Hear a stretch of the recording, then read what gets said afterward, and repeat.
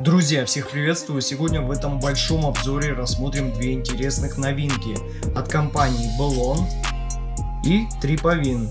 Они вышли совсем недавно, и это двое динамических наушников. Они имеют одинаковую стоимость, а именно $35. И я решил, почему бы не сравнить их вместе. Belon имеет более такую маленькую коробку с изображением дракона на лицевой части и логотипом Bad Guy Audio. Это коллаборация. Модель именуется как Z300, а коробка у наушников Tripavin Piccolo имеет больше размер и, на мой взгляд, более такой современный, выдающийся дизайн. Здесь вам и изображение самих наушников, и более такое приятное оформление, сделанное со вкусом. Ну а сзади, как всегда, указаны технические характеристики наушников. За звук у Belon отвечает динамический драйвер 10 мм. Чувствительность наушников составляет 115 дБ, и они получили 16 Ом импеданс. А у Tripavin установлен тоже динамический драйвер, но уже 11 мм. Чувствительность наушников составляет 110 дБ, и они получили 32 Ома импеданс. Теперь давайте рассмотрим их комплектацию и сравним более подробно. Распакую вначале наушники Belon. Здесь нас сразу же встречают, собственно, сами наушники. Они так очень надежно зафиксированы. И, на мой взгляд, выглядят довольно привлекательно. Хоть и немного банально.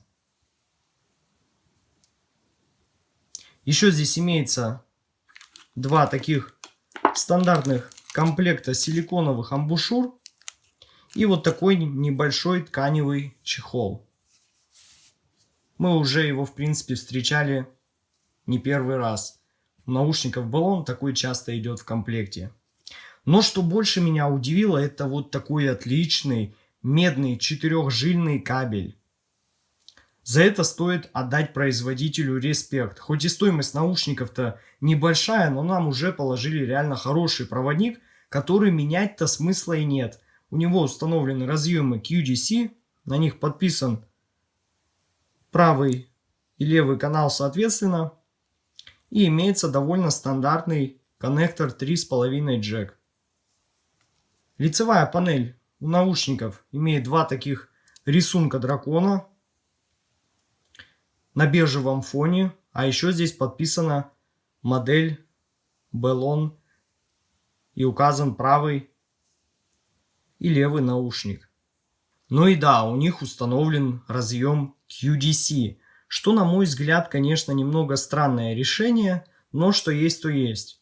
И имеется два акустических отверстия, расположенных на внутренней части наушника, одно из которых расположилось рядом с таким соплом с серебристой сеточкой. И вот так смотрятся наушники вместе уже с этим комплектным кабелем. Что касаемо посадки, то здесь все в порядке. Наушники сидят в ушах достаточно плотно и никакого дискомфорта они не доставляют. Теперь давайте распакуем наушники Piccolo. Ну и первое, что нас здесь встречает, это талон с контролем качества и датой производства моих наушников. Еще также здесь имеется гарантийная информация и период ее действия. На наушники гарантия идет 1 год, на кабель 90 дней. И вот так, собственно, выглядят сами наушники. Они имеют такой черный цвет, под цвет кабеля и довольно шероховатую поверхность. У них имеется два акустических отверстия. Одно имеет такое золотое основание, а второе расположилось рядом вот с этим золотистым соплом. Здесь также подписан правый наушник и на кабеле указан правый канал. Так что, думаю, вы сможете без проблем подключить все это. Имеется здесь серебристая сеточка, ну, в общем, все как обычно. Но вот сравнивая вот этот кабель, да, с Belon, то он здесь реально довольно простой, всего лишь двухжильный, а здесь 4 жилы. Тоже имеются разъемы QDC и установлен коннектор 3,5 джек. И у него тоже правильно сформированы заушины, но он очень сильно путается, и это больше всего мешает наслаждаться вот этими наушниками. я бы реально советовал заменить его на что-то другое. Ну, еще здесь находится небольшой комплект силиконовых амбушюр. Ну а теперь мы подошли к самому интересному, а именно к этому противостоянию наушников Bellon Z300 и Tripavin Piccolo. И давайте же посмотрим их графики АЧХ. На самом деле, на первый взгляд, они выглядят довольно похожи. Но на деле же их звучание и подача сильно разнится. Если же Bellon — это прямо такие нейтральные, достаточно суховатые наушники с меньшим расширением и количеством воздуха на высоких частотах, то Tripavin — это прямо их противоположность. Они более яркие в области верхней середины и высоких частот, и прямо такие динамичные с большим воздушным наполнением. Но давайте начнем со сравнения низких частот. Саббас в обоих случаях достаточно хорош, но у Tripavin имеется чуть больше акцента и глубины. Да, это по-прежнему небосхедные модельки, но у них отличное расширение и довольно такой аккуратный и линейный спад. На середине, только вот у Tripavin мидбасовая область даже чуть более плотная и массивная, и заканчивается затухание позднее. Это также видно на графике. Мидбас у Tripavin имеет достаточно мощный и быстрый удар. У Bellon все довольно похоже, только чуть меньше атаки. Но в целом этого будет достаточно в большинстве случаев, так как что в Bellon, что в Tripavin мидбас не ощущается как-то расслабленно и вальяжно, и он имеет достаточно хороший контроль. А вот что касаемо текстурной проработки, то здесь все довольно похоже. Достаточно хорошее разрешение имеется в обоих случаях, хотя эффекты дисторшена и насыщения баса сатурацией в Tripavin ощущаются чуть позаметнее, нежели в Bellon.